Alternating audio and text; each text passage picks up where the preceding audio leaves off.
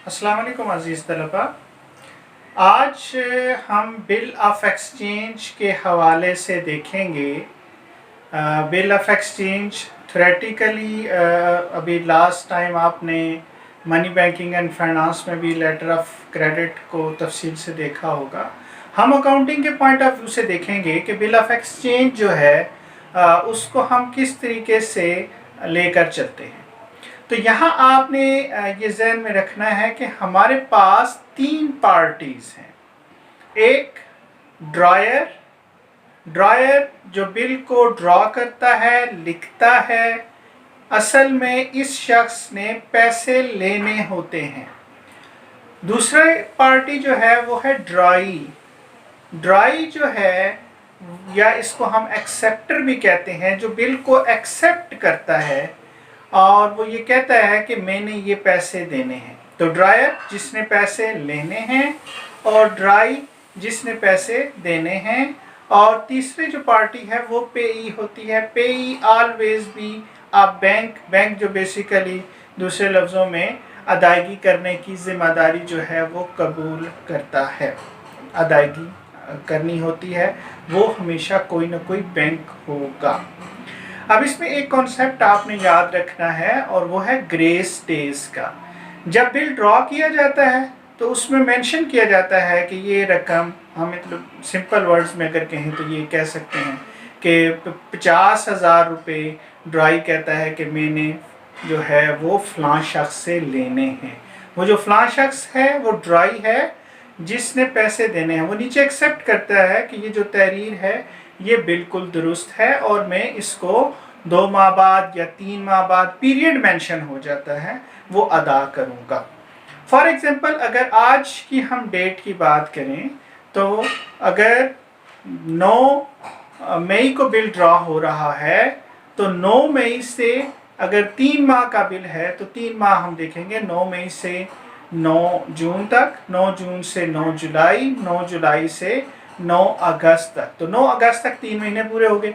तो grace days basically 3 होते हैं, मतलब आपको 3 दिन की मज़ीद रियायत मिलती है कि आप 9 के बजाय 12 जो है वो अगस्त तक जो है वो अदायगी कर सकते हैं।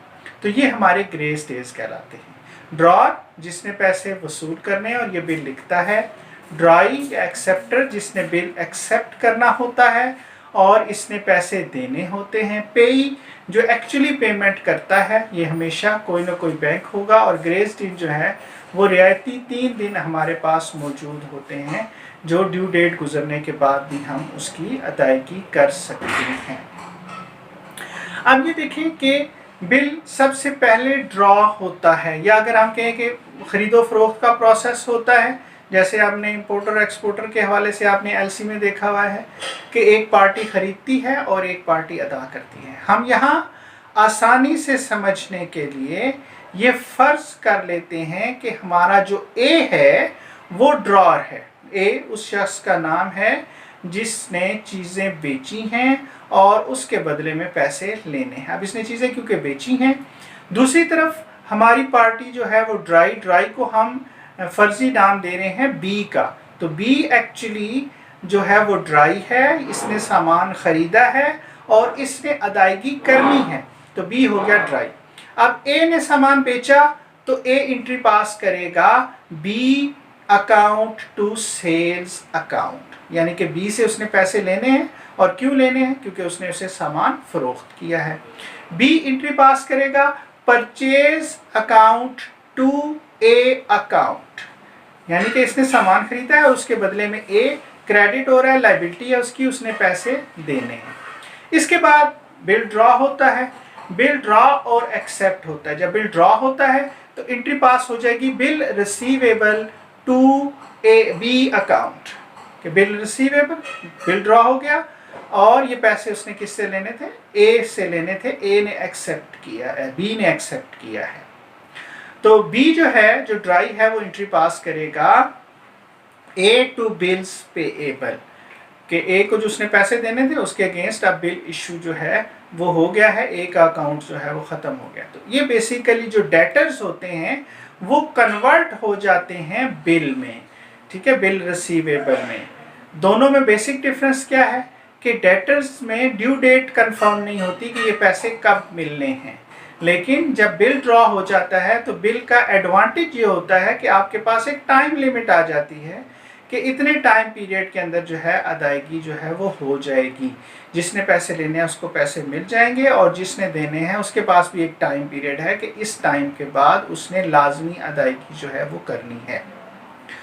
अब जो बिल ड्रॉ होता है तो ड्रॉयर के पास मुख्तलिफ ऑप्शंस हैं, उनको हम बाद में देखेंगे। वक्ती हम जो है वो ये देखते हैं कि जो बिल है वो ड्यू डेट जब आ जाती है 3 महीने या 2 महीने जो भी उसका टाइम पीरियड था वो मुकम्मल हो गया, तो उसके बाद ड्रॉई के पास 2 ऑप्शंस हैं, या तो वो पैसे दे देता है या वो अदायगी नहीं कर पाता। अगर वो अदायगी कर देता है, पेमेंट कर देता है, तो एंट्री पास हो जाएगी बिल्स पेएबल टू कैश कि उसने बिल की अदायगी कर दी है और पेमेंट हो गई। अगर अदायगी नहीं कर पाता है तो एंट्री पास हो जाती है बिल्स पेएबल टू ए। इसको हम डिसऑनर भी कहते हैं कि ड्यू डेट पर उसने बिल को डिसऑनर कर दिया और उसकी अदायगी नहीं की। अब जो हमारे पास आ जाता है ड्रॉ जब अदायगी हो जाती है तो उसे पैसे मिल जाते हैं, तो वो एंट्री पास करता है cash account to bill receivable account. और जब ड्रॉई अदायगी नहीं करता यानी कि बिल डिसऑनर हो जाता है तो उस सूरत में एंट्री पास होती है हमारी B to bill receivable account.